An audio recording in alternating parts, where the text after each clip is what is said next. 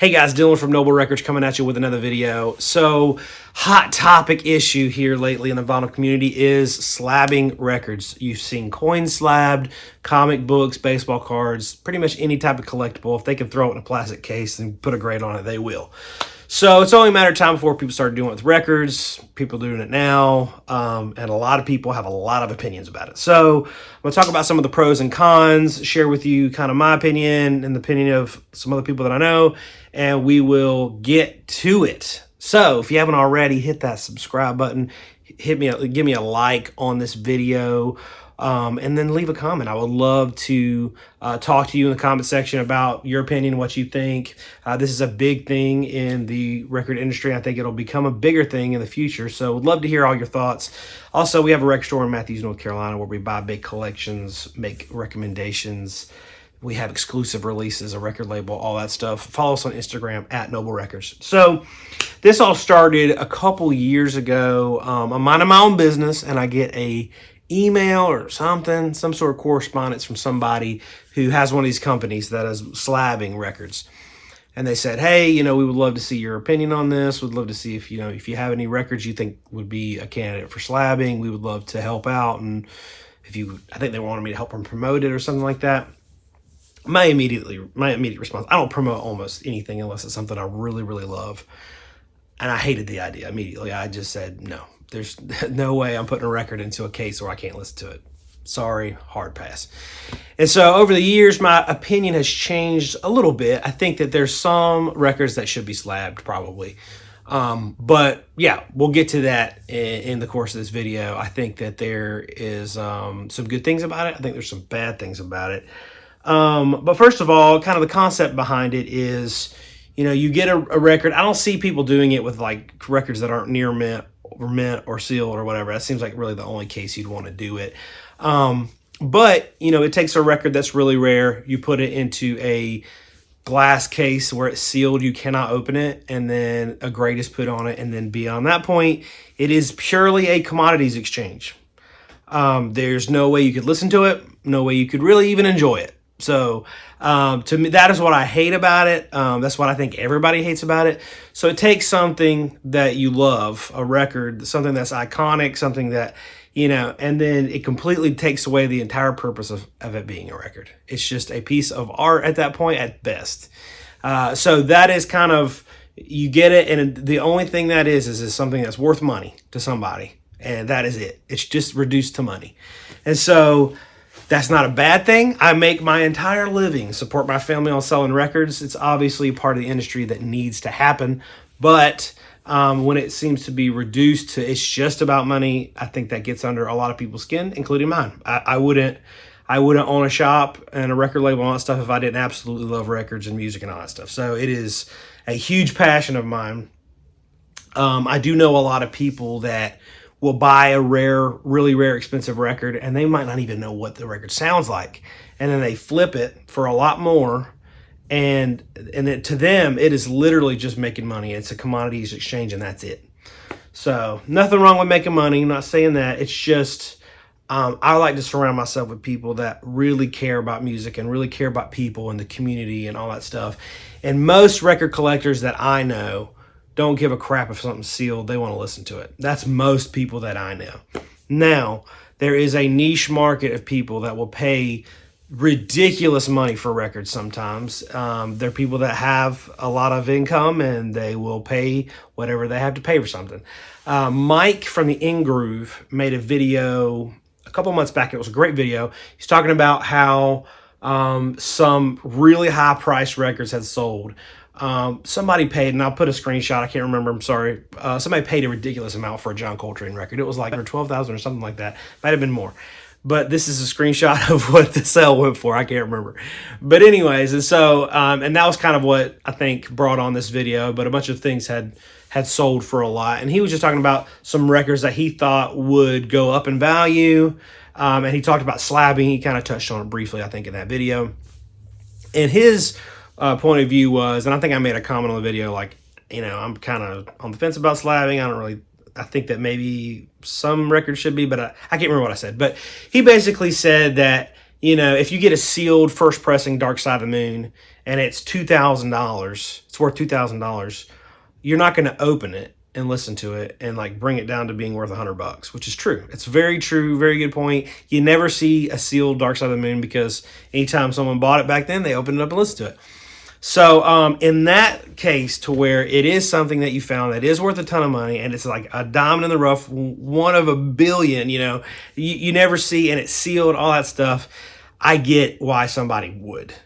And in that rare case, I might even slab it, you know? In that rare case, if it was a sealed Butcher, you know, that's like the one. Would you slab it? Maybe, you know, maybe you would, maybe you wouldn't. I don't know. So I did kind of read through some Reddit stuff, some Steve Hoffman forum stuff, just kind of look to get a feel for people's opinions on it. There's definitely some people that really agree with it, and there's definitely some people that really hate it. And I think more people hate it. But you know, I see somebody that had a good point of view. They said it's taxidermy for records, which is true. You know, I think we all have records in our collection that we know that are worth more money. We know that, like, if the crap hits the fan and we got to make some money, we can sell those records. Like, I have a bunch of records that I know that are expensive and rare and all that stuff. I do collect rare records and all that. But for me, and this part of the segment is probably mostly my opinion, you know, just how it feels to me. The whole slabbing thing feels to me. I do have those records that are worth a lot of money, and that are I take care of very carefully. You know, I'll just give you an example. This Bob Dylan promo. You know, this is a first pressing Bob Dylan promo. This is 6i. This is, I mean, super rare. Just that 6i label on this record is super, super rare. And I love this record. It's near mint. It's one of my favorite records. It's a promo. It's got that amazing promo sticker on there. And I don't think these ever came sealed. So this is as close as you get to this record. Now, this is probably worth over $1,000. It's a very rare record. I found it in a collection. But if you look at that label, it has demonstration copy. You can barely see it, but you see that kind of stamp on it, that silver stamp. It says demonstration copy, demonstration record, not for sale. So it's a beautiful, beautiful, as clean as you could possibly get of this. The reason that I would never slab this record, first, I could take it out, feel it in my hands. Like, you see that stamp on the back, so cool. But I could feel it in my hands, the sticker, the texture of the cover. You experience what it would have been like to hold this record in your hands when it came out. That is one thing I really love about record collecting that has nothing to do with the sound. It's just cool. You know, I love the feel of an old record. I love thinking, man, where has this thing been? Who's on this record? This obviously probably went to a radio station or something at some point. A lot of people probably heard this for the first time from this specific copy. Also, if you slab something, you can never see that label again. It's encased, you never see it again. That is one thing that I hate about it, because I love looking at a record label, the matrix numbers, and that stamp, that's so unique, you'll never see it again. It's encased in that thing forever in vinyl purgatory.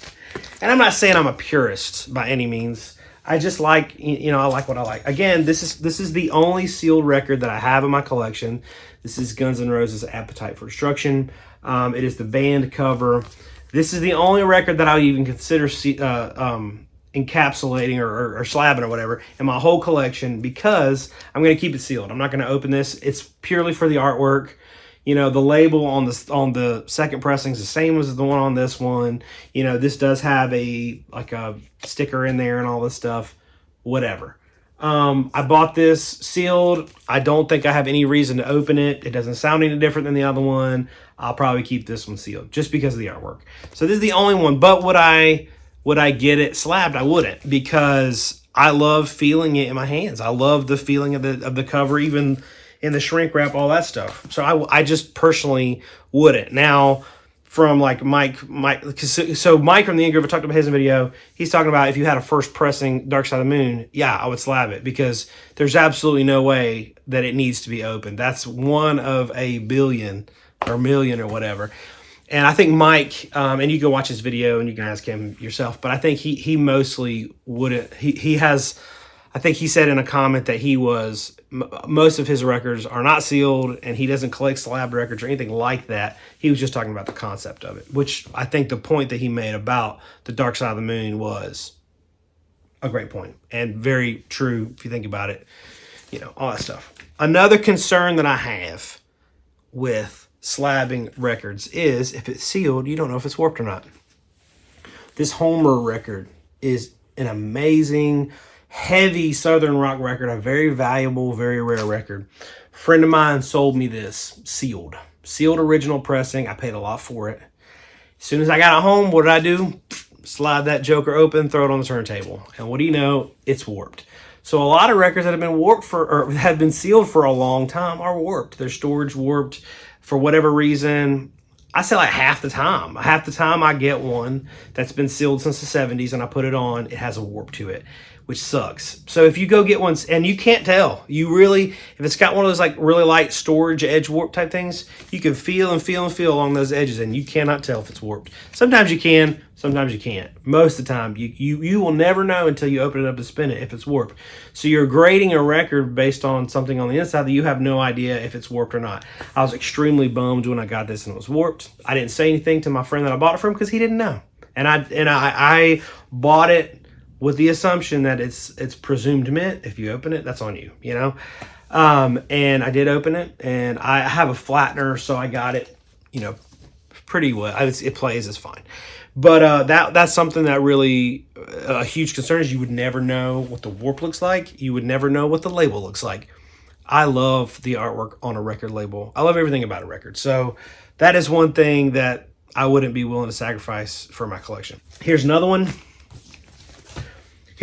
that was sealed when I got it. Malawi, great on the Strata label.